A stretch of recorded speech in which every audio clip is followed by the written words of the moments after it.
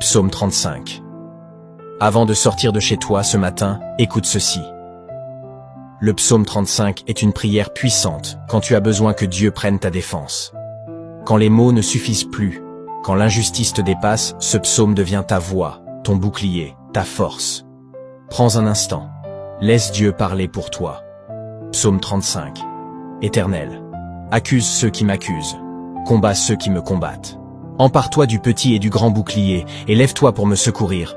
Brandis la lance et le javelot contre mes persécuteurs. Dis à mon âme, je suis ton salut. Qu'ils soient honteux et déçus, ceux qui en veulent à ma vie, qu'ils reculent et rougissent, ceux qui méditent ma perte. Qu'ils soient comme la paille emportée par le vent, et que l'ange de l'Éternel les chasse.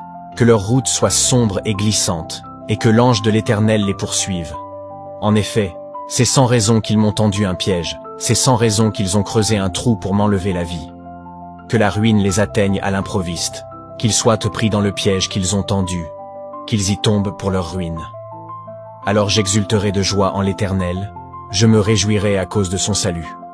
Tout mon être dira, Éternel, qui peut, comme toi, délivrer le malheureux d'un plus fort que lui, le malheureux et le pauvre de celui qui les dépouille.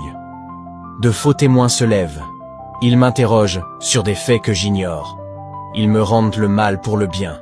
Je suis abandonné de tous. Moi, quand ils étaient de malades, je mettais une tenue de deuil. J'humiliais mon âme par le jeûne. Je priais, la tête penchée sur la poitrine. Comme pour un ami, pour un frère, je marchais lentement, comme pour le deuil d'une mère. J'étais accablé de tristesse. Et maintenant que je trébuche, ils se rassemblent pour se réjouir.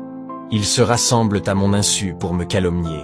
Ils me déchirent, sans arrêt. Avec les impies et les moqueurs, ils grincent des dents contre moi. Seigneur, combien de temps le supporteras-tu? Protège-moi contre leurs actes de violence. Protège ma vie contre les lionceaux. Je te louerai dans la grande assemblée. Je te célébrerai au milieu d'un peuple nombreux. Ils sont à tort mes ennemis, qu'ils ne se réjouissent pas à mon sujet.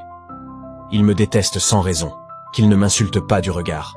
Oui, leur langage n'est pas celui de la paix, ils inventent des mensonges contre les gens tranquilles du pays. Ils ouvrent leur bouche contre moi, ils disent « Ah, ah, nous l'avons vu de nos yeux. Éternel, tu as tout vu, ne reste pas silencieux. Seigneur, ne t'éloigne pas de moi. Réveille-toi, lève-toi pour me faire justice. Mon Dieu et mon Seigneur, défends ma cause.